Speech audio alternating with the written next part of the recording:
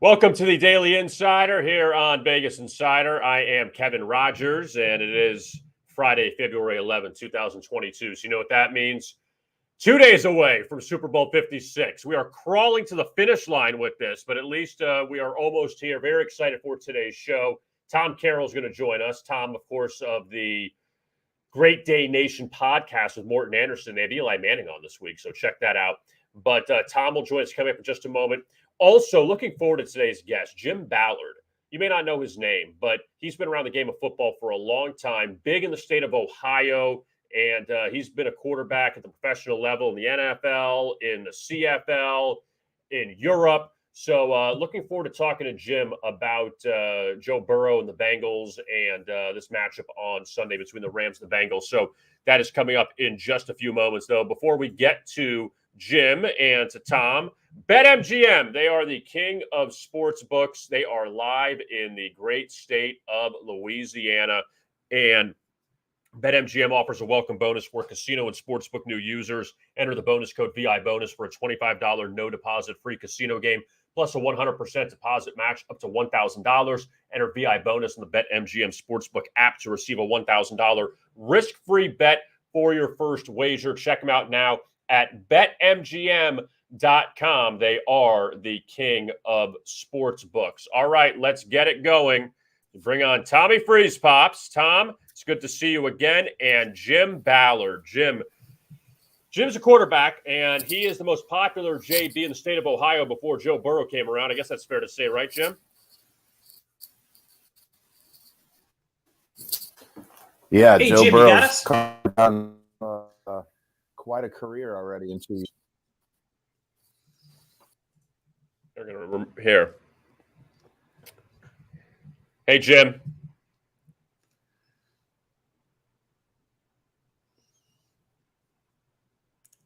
Hey, Jim, do you got us? Looks like you're muted. Hang on, let's see. We had a hang on one second. Let's try Jim again. I can hear you. We hear you as well, Jim. It looks like your camera's Yeah. turned off at the moment.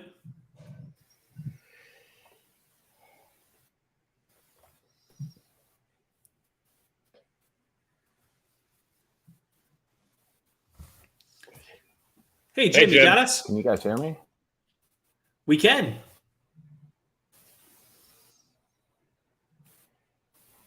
Here, we're going to take Jim down for a second, and we're going to let him get things fixed up.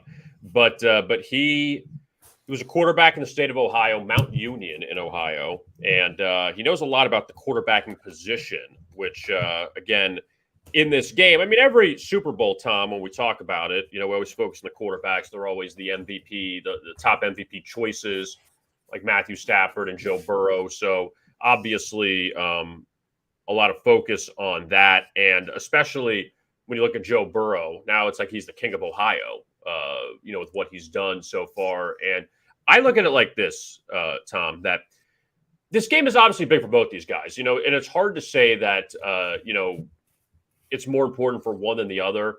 I do think this is a career-defining game for Matthew Stafford. That if Matthew Stafford can win this one, I feel like he redeems himself from his days in Detroit, where Joe Burrow loses. He's got a long career ahead of him, where Stafford, I think the time is running out on him. Yeah, absolutely. I mean, at this point, Burrow's playing with house money, right? It's his second year in the league.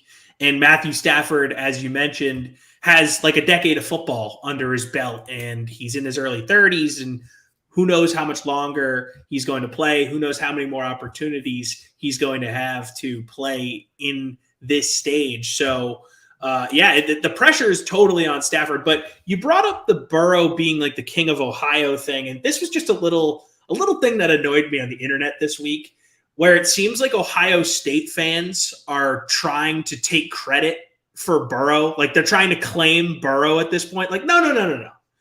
Urban Meyer didn't give him a chance to be the starter.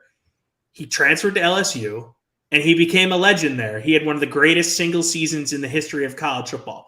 He's an LSU Tiger. They get credit for Joe Burrow. Just because he's from your state and he plays football in your state now doesn't mean that Buckeye fans need to, go ahead and claim him, right? Like he started his career there. He wanted to play for the Buckeyes, but you guys didn't give him a chance. So knock it off, Buckeye fans, okay? He's an LSU Tiger. I don't associate him really at all at Ohio State, because he didn't play there. And however it worked out with Urban Meyer, the quarterback. And look, Ohio State's always going to have a lot of good quarterbacks. There's no question about that. But he never played there. So Larry Bird, I don't know if you know this, Larry Bird was supposed to go to Indiana. Yeah. He ended up transferring to Indiana State. I don't think of Larry Bird as a Hoosier because he was there for a minute and then he went to Indiana State. He went to Indiana State, so that's kind of the way I look at it with that. All right, let's see if we get Jim on again. You ready? Let's do it. Let's try. Hey, Jim, how are you? And Jim, we got you muted here, so make sure you're unmuted, please. Let's see. There you go. Good. We got you, Jim. Are we good? We're good. You're here. I see you. We see you. And I house. said before we had you on, I said the most popular JB from the state of Ohio before Joe Burrow is Jim Ballard. Is that true? No. No? I'd like to think so. Helps me sleep better at night, but more than likely, probably not. But no, Joe Burrow's what a great kid. I've had the pleasure of watching him since he was in high school. I run my own quarterback academy, Ballard Quarterback Academy, and he ended up playing against one of my quarterbacks in the state semifinals, Dom Davis, who played at St. V, which I'm sure you're probably familiar with. Some guy named LeBron James out in LA now has been doing some pretty good things with the round ball. But, Joe was one of those guys, even in high school, they were losing to St. V in the semis. He had a terrible first half, and I believe he went something like 6 for 18.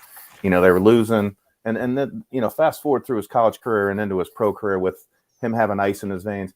He comes out in the second half. He goes 18 for 20 for 5 touchdowns, and they go on to the state championship.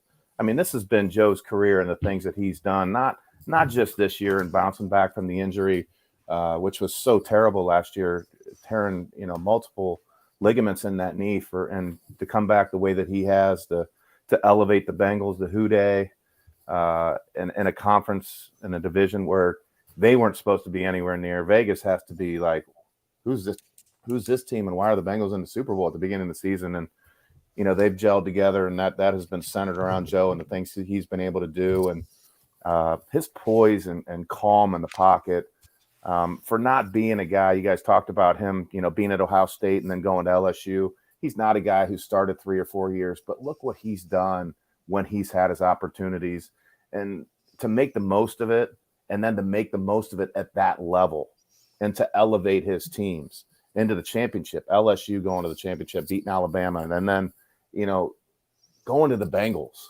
which, the Bengals haven't been relevant in a long time. Andy Dalton had a pretty good run, 4 or 5 year clip where he took them to the playoffs. But what Joe's done is awesome. And, I was talking to my son today who just turned 11, talking about the Heisman Trophy speech.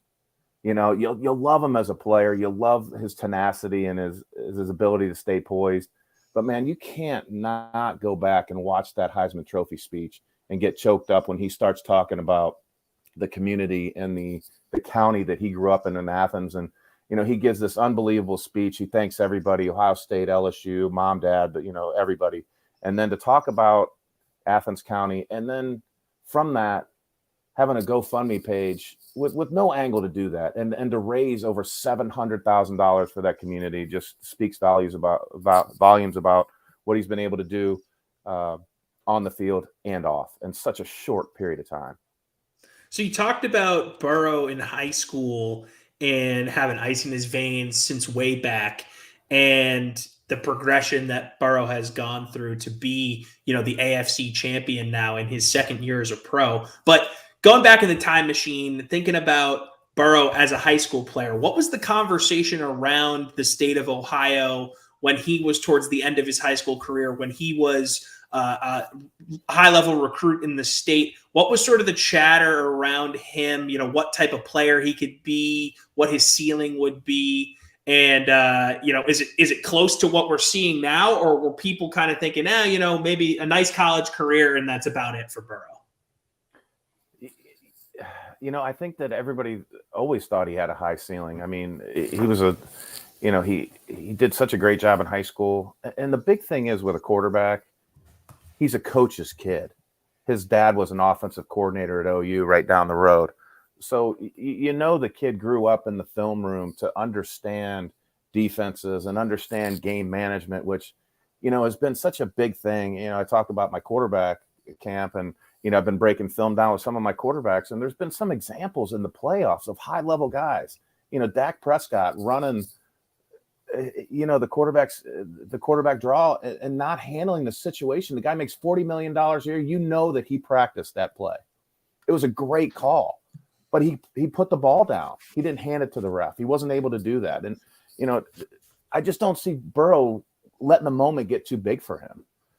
Everybody was excited about him being a homegrown guy, a coach's kid, all the intangibles as a quarterback. He's athletic.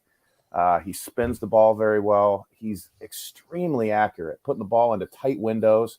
He's able to throw off multiple platforms. That everybody thought that he was going to go to Ohio State and have a nice career. And, it just didn't work out that way, as, sometimes it doesn't. And now, fast forward a few years with the transfer portal, I mean, you can't even keep up with kids anymore, all the schools that they're leaving and ending up at. And, but no, everybody thought that Joe would have a really good college career. They thought that he would, go on to the pros again, because of his ability to read and dissect defenses and, lead on the field and being able to understand everything that's being thrown at him. I mean, he's really done a great job. And one of the hardest things to do, as a quarterback early in your career is to slow the game down, because the offenses are more complex. The defenses obviously are more complex.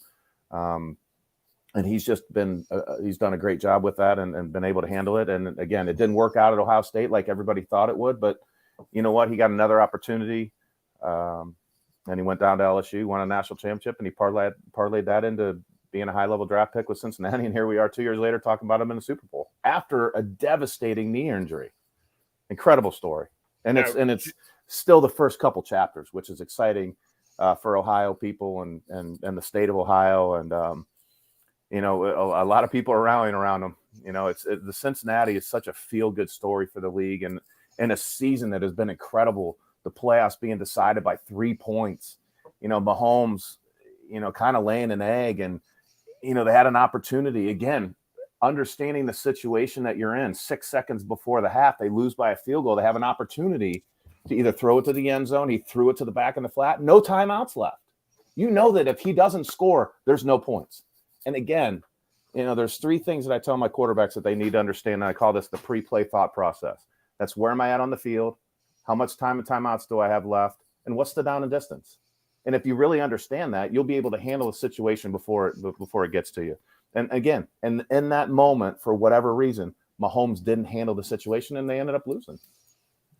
Now, Jim, just going on the knee injury for a second with Burrow, obviously he's going into a tough spot with the team that has one of the worst records in the NFL last year. He's doing his best to get acclimated to the NFL. He gets hurt halfway through last year, so you have to deal with that.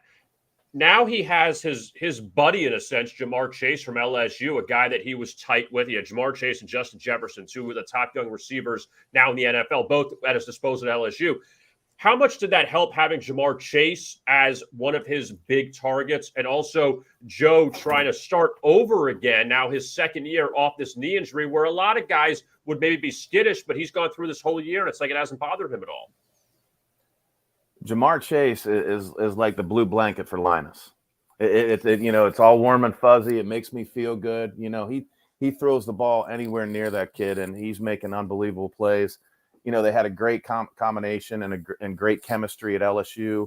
And when they drafted him, he was just bouncing off the wall. He's like, I got my boy, And for a young quarterback to learn a new offense, and with the speed of the game and all the different blitzes that, they try to show him, Jamar is a guy that he's had so many battles with and been in the trenches and been in those tight games.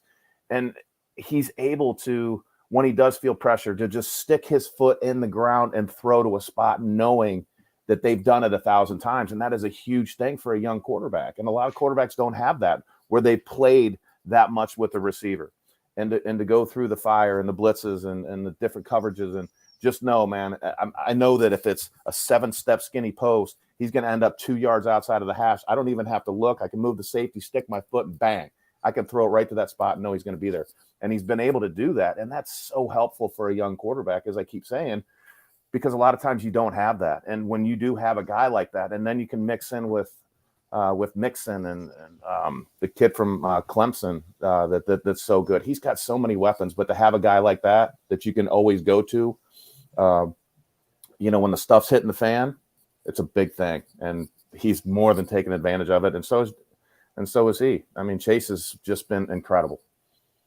So, Jim, I wanted to talk to you about the Cincinnati Bengals as a franchise. You were there during training camp in 1994, a team that ended up going 3-13. And I just want to run through some numbers with you real quick. From 1991 to 2004, 14 consecutive seasons without a winning record.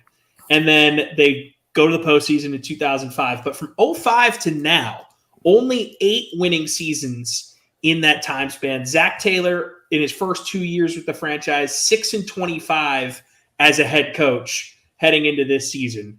And now here we are. The Bengals are in a Super Bowl for the first time since 1989, the 1988 season. What has gone on with the evolution of this franchise? Or is it as simple as they finally got the right face of the franchise here? They finally got their CEO. It's just simple as that. They got Joe Burrow. Now here we are. What's the first thing you build your team around 9 times out of 10, especially in a league that throws the ball so much now? It's not the days of Emmitt Smith and Eric Dickerson where you're pounding running backs 30, 35, 40 times a game. You're utilizing 4 and 5 wide receivers to, throw bubble screens and throw smoke screens to the outside and spot routes and RPO. A lot of that stuff's has taken place of the run game. And, it starts with the quarterback. I mean, it really has. I mean, they have found their CEO.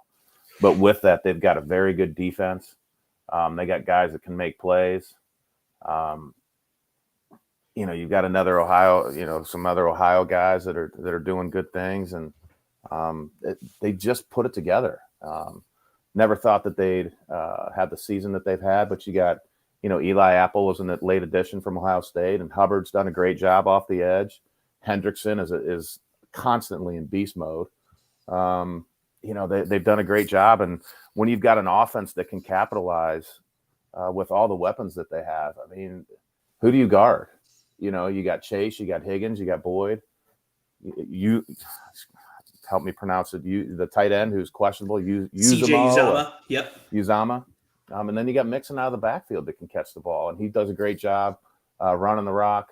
Burrow's thrown for 4,600 yards, and he doesn't turn the ball over a lot. He's really smart on throwing it away, not taking sacks in certain situations, and it starts with Joe. It runs through Joe. We saw what happened to the Bengals without Joe. They can just do so many things with him. Taylor can hey Joe, we're going to go out and throw 60 times a day. All right. He's going to be unwavered, and they have. And a lot of guys cannot handle that kind of pressure or be able to control the game the way that Joe Burrow has. Jim, the Bengals have had a lot of pretty quality quarterbacks during the franchise history. Ken Anderson went to a Super Bowl. Boomer Esiason. Carson Palmer was pretty good with Ocho Cinco, with TJ Houshmandzadeh. Andy Dalton went to the playoffs a few times. Can Burrow just surpass all of them in the next few years during his career? Can he just be the top Bengals quarterback ever? No question. I mean, he took him to the Super Bowl in his second year. I mean, really, he just – if you add the amount of games that he didn't play last year and then halfway through the season, we're only talking about a guy who's played a season and a half, right? Those guys that you mentioned, Kenny Anderson, got to throw some love out to my D3 guy, Augustana College, recruited me out of Mount Union in 94 when nobody knew who the hell Mount Union was, and they ended up signing me later in the year. So shout out to all my small school guys, but no question. I mean, the guy took the Bengals to the Super Bowl in the second year, and they've got a lot of those pieces back. They got a lot of pieces back on defense. They got a nice nucleus. You can tell that the team is tight. They get along. There's not any, BS in the media about guys doing stupid things and, hurting the face of the franchise or being that guy. Kind of like Camaro got himself in trouble out in Vegas.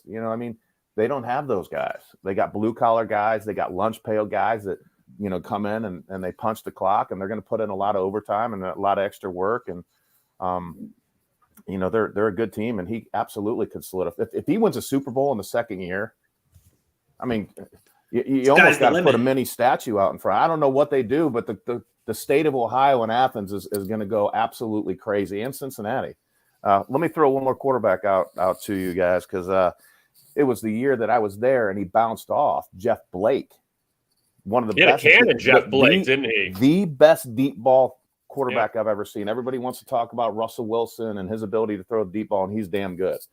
But what he did with Darnay Scott and C. Pick back in those days, and taking over for David Klingler like week 6, Jeff was a hell of a quarterback and a really good guy too. And I think he should be mentioned. He had some Pro Bowl years, but 94 was the year that he hopped off. You got to love a little Jeff Blake love here, the Friday before a Super Bowl. So you mentioned Ohio and the fan base for the Bengals. What's the mood been around the state and football fans in the state of Ohio as this Bengals run has occurred? I know the Browns and Ohio State kind of rule that state when it comes to football, and the Bengals have always kind of been third on that rung. But is the mood sort of shifting here? Is the bandwagon getting nice and full? Is there room on the bandwagon at this point for Ohioans to hop aboard a few days before the Super Bowl? Is everyone rallying behind the Bengals here? I think so, but man, I got to ask you, why can't you throw my boys out in the purple and white up in Alliance, Mount Union? All we've done is won 13 national championships. I mean, come on, that's a great point. I mean, you hating on the D3 guys again or what? No, but everybody's obviously excited for Joe Burrow and what he stands for, the person that he is. And coming into the season, let's not forget, the Browns were damn good last year. The Browns had a great season. So we weren't even talking about the Bengals. We're talking about running through them, beating Pittsburgh again, and getting back to the playoffs with a healthy Baker Mayfield and the best offensive line in the NFL. And everybody's talking about the Browns and the expectation for the Browns coming off last season, being so close to, if we get a helmet to helmet call around the 1 yard line against Kansas City, which it was, come on. That's not me being biased because I like Baker and the Browns, but that was definitely helmet to helmet. I mean, last year could have turned out different. So what I'm saying is, the Browns had a terrible year. Cincinnati's been a Cinderella. You can't not like Burrow. He's an Ohio guy. He's born and bred here. And the things that he stands for, the person that he is, the place is going crazy. And I live in Massillon, Ohio. So Massillon, Ohio is obviously where Paul Brown started. Never heard of him. Started the Browns, got in an argument with Modell, got pissed off, said, all right, I'll go down to Cincinnati and start my own team, use the same colors. So Massillon is heavily invested with the Tigers and with the Bengals because their colors are orange, obviously, because Paul Brown coached back in the day. So, yeah, Ohio is on fire right now for Burrow. And with that being said, I love Matt Stafford. I love Aaron Donald. What Stafford went through in Detroit, good God. I mean, I almost wish that he wasn't in the bowl because you want that guy to win a Super Bowl with what he went through and everything that happened with his wife and the brain cancer. And the guy was a great franchise quarterback in a bad place. But I'm still rooting for Cincinnati, though. Don't get me wrong.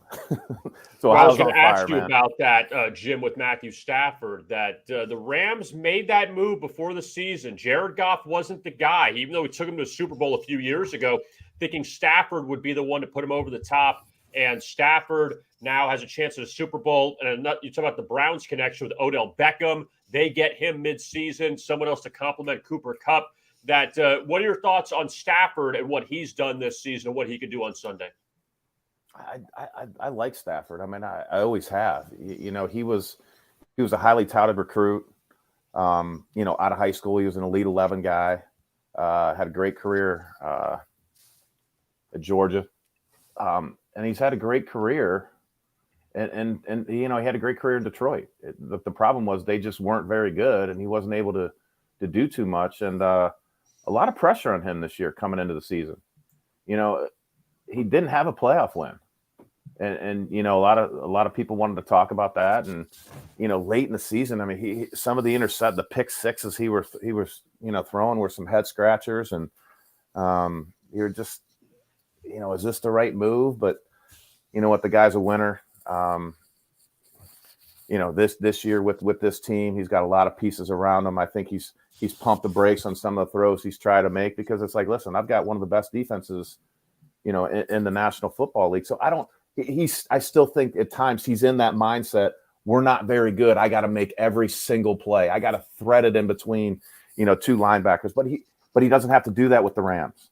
And I think the head coach has done a great job of kind of reeling him back in certain situations. If you've noticed, there might be 3rd and 10, 3rd and 12 where, week 13 or 14, McVay might have called a pass play, and now he's just kind of running the ball a little bit and just letting his kicker come out and putting points on the board. So I think they're doing a great job of helping him out in certain situations. But you got to love Matthew Stafford and the things he was able to do this year, with the expectation of knowing they're bringing me in to take us to the Super Bowl, and not only take us there, but to win. And I mean, that kind of pressure in a brand new system, even though you're a 10 or 11 year veteran, it still weighs on you. And let's be honest, they're in a pretty good division with San Francisco and Seattle, and then on a week-to-week basis. And he's done a great job of handling it.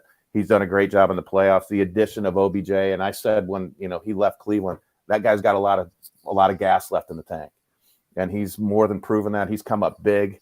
I forget what playoff game it was where he reached back on a 4th down that set up the 1st down, and then he catches the touchdown where he extended the ball over the front pylon. He's been a huge part of what they've done. A great addition.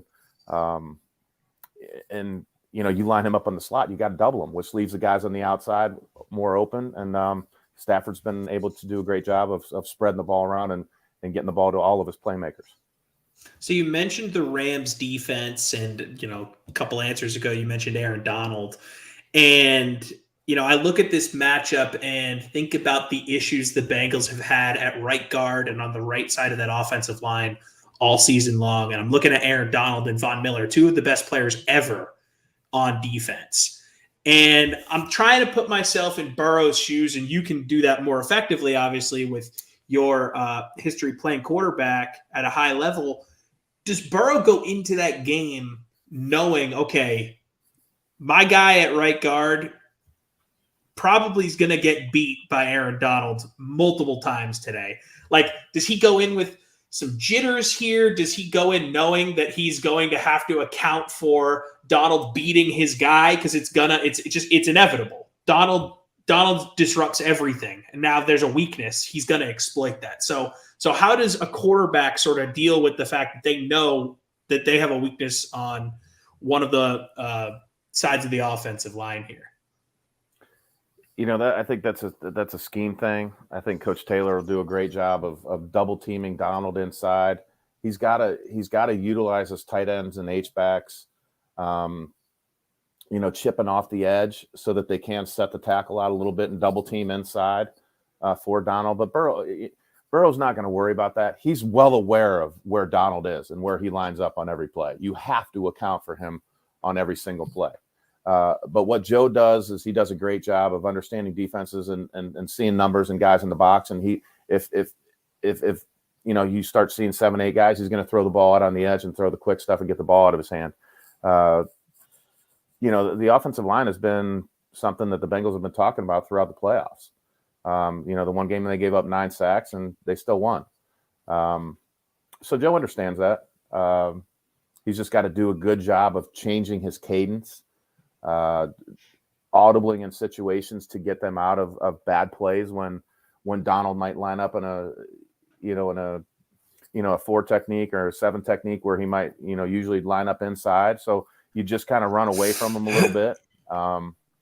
But Joe's so smart that way of understanding what he's looking at and getting that team and plays that'll help them. But you don't go into a game, worried about a right guard or a right tackle. You're aware of where Donald's at, but you just go out and you play your game. You're aware of it. You change up your cadence and you do everything that you can to get the ball to your hands. And the one way you do that to make your offensive line better is don't hold it. You get the ball at 2.5 seconds. all three of us could at least stand there for a couple seconds, getting somebody's way, and he's got the ball out of his hand. So he recognizes that. You'll see a lot of quick stuff at first until they're able to control it. They'll probably go 21 personnel. I think, later in the second quarter with some more play action stuff, pushing the ball down the field. But they're going to have to shore up the protection up front, no question about it. Yeah, because one of the things I noticed in the AFC Championship, Jim, was Burrow in the Tennessee game, he was getting destroyed back there. But against Kansas City, I felt like he wasn't getting hit, or when someone was getting a hand on him, he escaped. That he's had to have a little more confidence after that Chiefs game where he made some moves. I know that, he's not exactly, he's not going to be Michael Vick back there running the ball. But at the same time, I didn't see him getting tackled, and he was able to get away and make some plays when he had to. He does. He does. He does a great job. In addition to all the other things he does with the ball, he's strong in the pocket. He's not a guy that you're going to rip down with just one arm tackle. I mean, he's 220 pounds, 225. He's 6'3", 6'4". You have to wrap him up, and he when he does extend plays, he is so good at constantly keeping his eyes down the field to the very last second. Proof and point was when he was rolling to the right, and just at the very last second, right before he stepped out, when he was rolling right in the back of the end zone, he found a receiver coming across, and he throws a dime for a touchdown. 90% of most quarterbacks can't make that throw. That was a special play, and it was his ability to, as you said, escape pressure, extend the play. But once you do that, some quarterbacks have a tendency to want to run, and they'll tuck it too quick. Joe's not that guy. He holds it till the very last second until he can't anymore. That's another part of his game that the Rams are going to absolutely have to account for. His ability to extend plays and get out of the pocket. No, he's not Michael Vick, but he's athletic enough where he's going to rip off a 30, 35, 40-yard run if you play man and you don't account for him. So switching off the Super Bowl for a second here, Jim, I know you have some history with the Bills franchise, and they had a great season. Josh Allen is a star. He's going to be a star in this league for a long time, as long as he stays healthy. What do you think about the direction of the Bills at this point as a team in the AFC? Are we going to see these guys late in the playoffs for years and years to come here? What do you think about what that franchise has been able to do over the last 5 years or so, turning this thing around with Sean McDermott at the helm? McDermott, he's done a great job. And, when they drafted Allen, I'm not going to lie. And I seem to think I know a lot about quarterbacks and who's going to make it and who's not. Josh Allen, to me, was a miss. He wasn't very accurate. He was out in Wyoming. But man, that guy can play. He is a special, special kind of player. And as big as he is, he's got a cannon for an arm. He runs a 4.6 or whatever he is. He's 240, and he'll run over you. He's not a guy that is afraid of contact. He's done a great job of each year of improving his accuracy and his fundamentals of throwing the ball. Obviously, the game continues to slow down for him as well with the more games that he starts and, the more playoff games that he plays in. He did a great job handling the elements. Playing at Wyoming certainly helped that. Being in Buffalo, because if you've ever spent any time in Buffalo, I've never seen snow like I saw in Buffalo, where it'll start snowing at 8 o'clock in the morning and might not stop till 8 o'clock that following night. And all of a sudden there's like 2.5 feet and you're like, what the hell just happened? But I'm excited for Buffalo. I'm an Ohio guy. I've been born and raised in Ohio. I've been through, all the tough seasons with the Browns, the fumble, the drive, what have you, the Cavaliers. We finally won. We haven't won a lot of championships, and Buffalo and Cleveland are a lot alike. We're blue collar. We love our sports teams. We live and die through them. And McDermott's done a great job of getting guys and gelling that nucleus of players, and he just keeps getting. Allen just keeps getting better and better and better every year. We'll definitely be talking about him in 6 years. You called it. They found their CEO. They found a guy that you can just hang the hat on for as long as they want him. He's going to be that guy. He's big and strong and continues to get better. And the city has embraced him, and it's just great to see, because there was some tough years in Buffalo, just as there's been in Cleveland.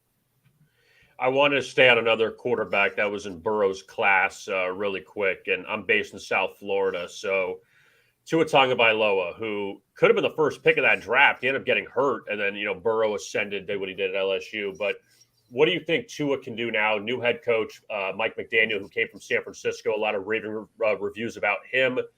What do you think Tua can do going into his third year next year? Good question. He's different. You don't run the offense through him, or they haven't up to this point, like you have Josh Allen or Joe Burrow. He's not a guy that's going to throw 50, 55 times a game, consistently, I think, at least at this point in his career, and be able to win ball games. They won a lot of games last year that were close. It was one of those things where they asked him to make plays when he needed to, not, hey, we need you to make, big play after big play after big play. I think he was protected by the run game a little bit and by that defense. You got an unknown head coach. It's going to be a brand new offense, so you're going to have to start over, with terminology and then the timing and all that. So, and to me, he when he came out of Bama, he's weight wise, he's a bigger guy, but he just seems to get hurt and dinged up quite a bit, for whatever reason. So I'm anxious to see what he does. I'm really unclear about what he does, especially with the new coach. I think there's a big question mark there. I think he has great talent. As a person, what he does, he's a great franchise guy as far as the face, being in the community, not doing anything wrong. You saw how he was in college with Jalen Hurts. That situation was awesome to see for both those guys. I mean, the class that they showed.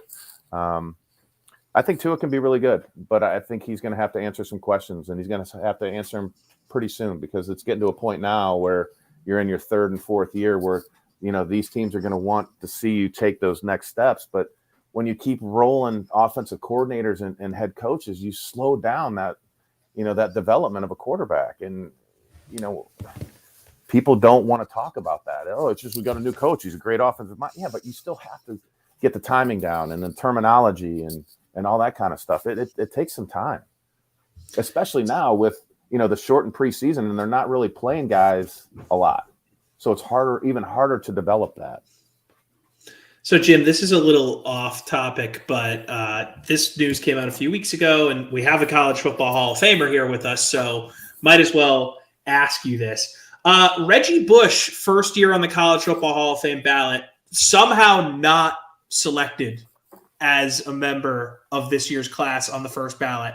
And, I know that the College Football Hall of Fame, it's just a different process. It's just not like your traditional Hall of Fame, I guess is the easy way to put it. But I'm looking at Reggie Bush. I think he's the best college football player I've ever seen in my lifetime. How is that guy not a first ballot College Football Hall of Famer? What's going on with your Hall of Fame here, Jim? How's Reggie Bush not in there? I think maybe it was because he got in trouble with taking money and the things that he did there. Maybe it upset a lot of the writers and rubbed him the wrong way. I mean, he did have to give his Heisman Trophy back, if I'm not mistaken. Is that correct? Yeah, but we all know he won the Heisman. The guy can play. I mean, you can't dispute what that guy did in between the lines. His ability to change a game. That was a guy that, if he got the ball, whether it was on a handoff or a pitch or a pass, you're like, I mean, you're holding your breath just waiting to see what that guy can do. He was electric, a modern day Raheem Ishmael, if you will, with the speed that he had, a better player, but that kind of caliber of a player where he could just change the game anytime he touched the ball. There's no question he belongs in the College Football Hall of Fame. Those USC teams back in the day, I just watched I don't know if it was a 30 for 30 or whatever it was, but it was with Vince Young and Matt Leinart, and they were talking about that season, what led up to it, and the dynasty that was USC and the hoopla. I mean, you forget all the guys. I mean, Snoop being on the sidelines and, coming out to practice, it was just like a who's who of Hollywood. And for him to be able to perform continually with that kind of, being under the microscope was unbelievable to watch. And there's no question he's going to get in, and it's just a matter of time. But I don't know how he's not in. But the thing is, you look at all the list of guys that are up for the Hall of Fame, and the quarterback who who played after me at Mount Union, Billy Borchard, he belongs in the Hall of Fame, and he can't even get a sniff. I mean, here's a guy who threw 61 touchdowns and 1 interception his senior year. His records are, I mean, off the chart for Division III. But, you know, now they're not picking like so many guys for D3 and D2. You know, you're lumped in with Reggie Bush, and you're only taking so many guys. So, you know, if you look at who's up on the ballot from top to bottom, there's a lot of guys, not quite like Bush, I don't think, but there's a lot of guys you're like, man, he's in, but you can only take so many. So, you know, and then every year that goes by, a new crop is able to be in. So I think you'll see Reggie Bush in the Hall of Fame within the next couple of years, though. Yeah, and I know people don't usually get so worked up about the College Football Hall of Fame, but I figure we have one on with us. And I remember that a few weeks ago, seeing that and thinking, how the heck is this guy not a first ballot College Football Hall of Famer? That what constitutes a first ballot College Football Hall of Famer if Reggie Bush isn't, you know? So just figured I'd throw that out there. Jim, I had one other. Like if Tom's going to go off the wall, I'm going to go off the wall with you on one other one, if you don't mind. Now, this year, Bailey Zappi, who played at Western Kentucky, who put up crazy numbers. He was at Houston Baptist, and he put up tremendous numbers. Then he went to Western Kentucky. His numbers, which were off the charts this season, how come a guy like that isn't nominated for the Heisman Trophy when you throw like 60-something touchdowns? And I understand you're not in the SEC, you're in Conference USA. The competition isn't as great, but you know, you talk about if you're good, you're good. How come a guy like that doesn't even get any kind of consideration when you put up those kind of numbers?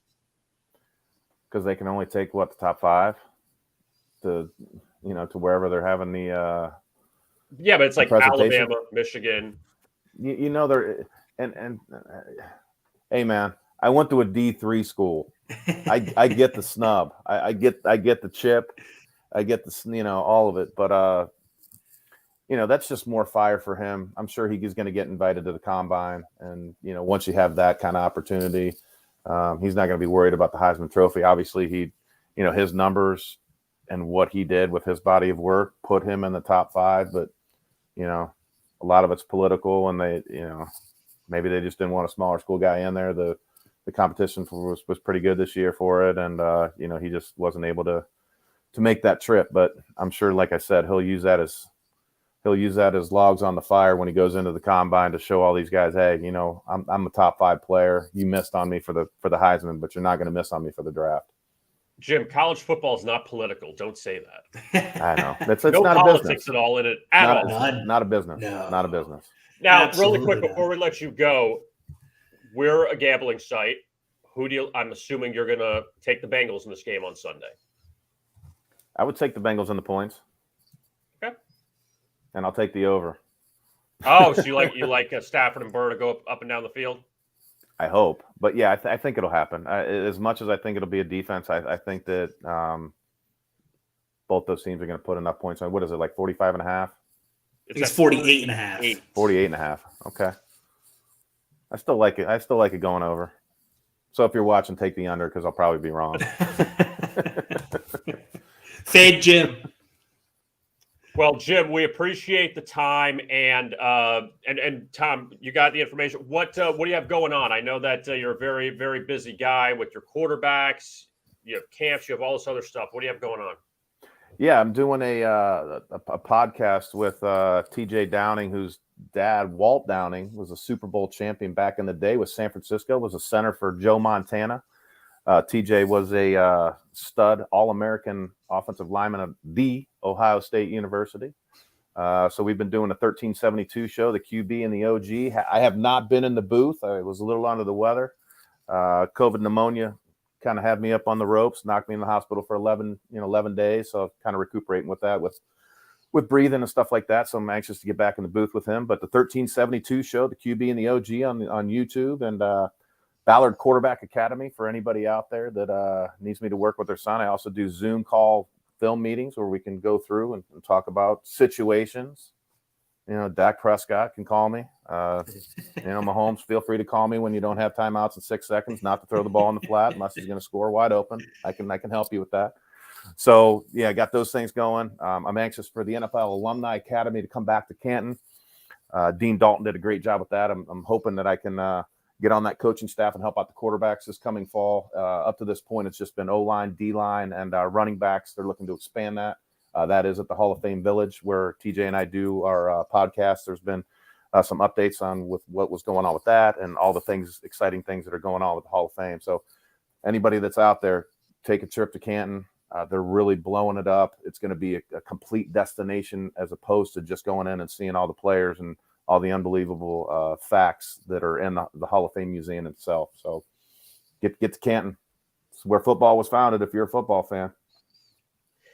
Well, Jim, we appreciate the time, and best of luck to your Bengals in the state of Ohio coming up on Sunday, and we'll reconnect soon. Thank you. Thanks, you for Jim. The time. I appreciate the opportunity to be on your show. All right, we appreciate it. And there's Jim Ballard right there, and he's a guy that definitely knows a thing or two about the quarterback position. Tom, before we continue, I want to tell you about Sports Illustrated, the sports book there, which is now legal in Colorado, and you can get up to $300 in free bets. Make a bet of $10 or more and receive a $10 free bet up to 30 times. Again, for new players only, 21 years or older and located only in Colorado. And the promo code is ROAD300. Full terms and conditions apply. And for more information, go to sisportsbook.com. Now, before we sorry, Kevin. I was going to say, before we dive back into the Super Bowl stuff, Jim mentioned the Hall of Fame. So I wanted to actually quickly just talk about that Hall of Fame class and get your thoughts on it. Tony Baselli, Cliff Branch, Leroy Butler, Art McNally, Sam Mills, Richard Seymour, Dick Vermeil, Bryant Young getting in for the class of 2022.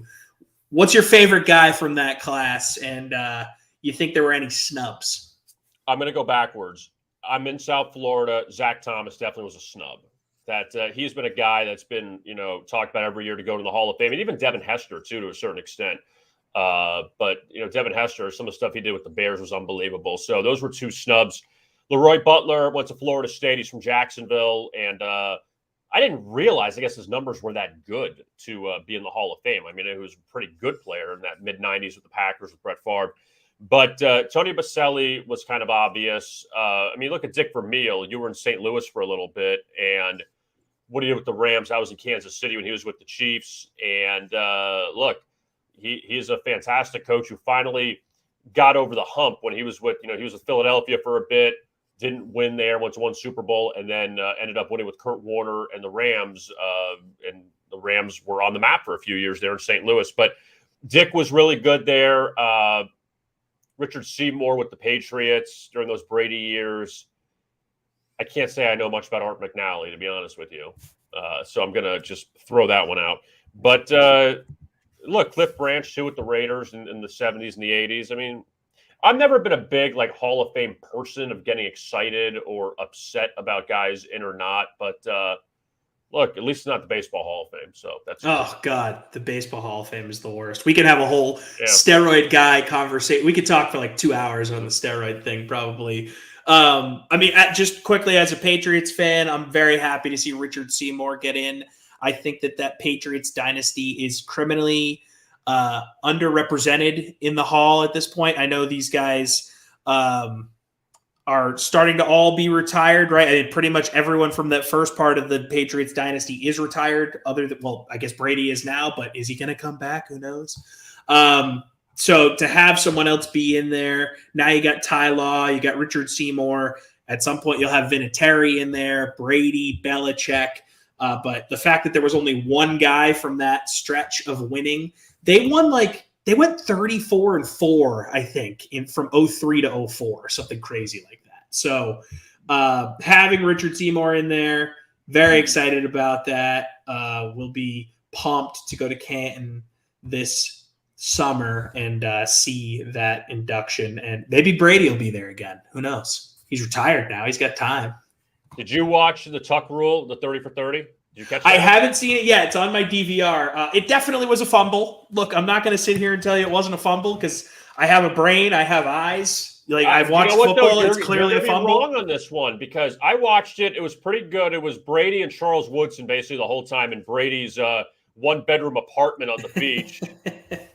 Oh my God, you see this house? It's unbelievable. Oh my God, I bet it's freaking insane. castle. He lives in Tampa on the beach. But they explained the rule. They had Walt Coleman, who was the referee in that game, and they explained the rule. And the rule stated it was an incomplete pass. Look, if we're going by the letter of the law, they were right about it. I'm not going to complain. It kind of started the whole Brady thing. A lot of people around here, and I think they're wrong, but they said if that call goes the other way, Bledsoe is the quarterback for the Patriots for the next 3 to 4 years, and Brady either remains the backup or he gets shipped somewhere else. I disagree. I think Belichick at that point knew that Brady was the guy and Bledsoe was going to be out of there, especially at that price tag. So I disagree with that. So obviously a huge moment in the history of football. Imagine if that play goes the other way, the Raiders may have won the Super Bowl that year, right? I mean, they were there the next year. Rich Gannon was an MVP level guy. I mean, they had a good defense. They had Hall of Fame receivers. What happened? I mean, what is the butterfly effect of John Gruden winning his Super Bowl with Oakland if that call goes the other way? It's just it's fun to think about. John Gruden went to Tampa after that, and Bill Callahan was the coach. So Gruden may have stayed with the Raiders. So it was, I mean, they talked about it too in that 30 for 30 that how much the entire NFL changed. You know, like you said, you know, would Bledsoe been the quarterback the next year instead of Brady? And it really is unbelievable because of how the entire, not the Patriots organization, but how the NFL shifted with Brady doing what he did, and that you would never know about it. And to a certain extent, a lower level with Brett Favre in Green Bay when Don Majkowski got hurt in 1992 and Favre came in. Favre was in Atlanta, you know, languishing. He wasn't doing anything there. He went to Green Bay, was his backup. And then you see what Favre ended up doing for as long as he did, just getting the opportunity. Because thank Mo Lewis. Don't thank the Raiders. Thank Mo Lewis for puncturing Drew Bledsoe's lung, and that got Tom Brady in and changed the entire face of the Patriots franchise forever. It's crazy. It's two pivotal moments in the Patriots history coming that season. The Mo Lewis hit on Bledsoe and the tuck rule. If both of those miraculous things don't happen, who the heck knows if that dynasty ever even occurs. But heading back to some Super Bowl talk here, Kevin, you were talking about the Rams having that home field advantage in the Super Bowl. And I know bettors love to kind of factor that in from time to time. And I was just doing some light reading on it this morning, and I really don't think that the home field advantage is going to matter at all here for the Rams.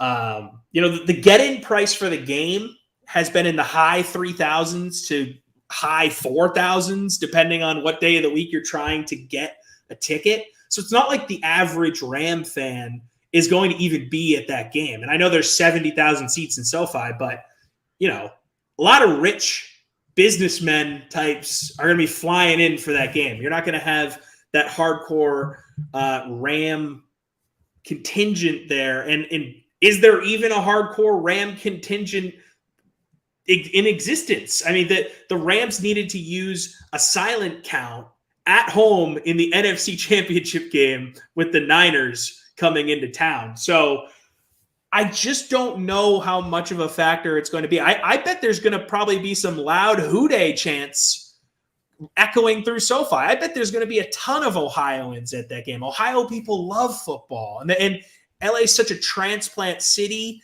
There's probably there might be close to as many fans of other teams in LA as there are Ram fans in LA. So I just don't think it's going to be that big of a factor. I really don't. I don't know, but I don't mean the home field advantage. I mean just more the comfort of playing your home stadium. That you're familiar. I don't know how the locker room thing is going to work as far as if the Rams go to the visiting locker room or if they just say you can stay on your own and have the bank. Like, why mess everything up? Just nobody knows. Well, technically, the Bengals are the home team, right? So maybe that does actually happen. Locker room, the Rams, like, yeah, how they're going to. That's funny. I hadn't even thought of that. But again, we saw last year at Tampa Bay playing at home. They won. Now, if the Rams end up winning this game, is it because the last 2 years they played at home?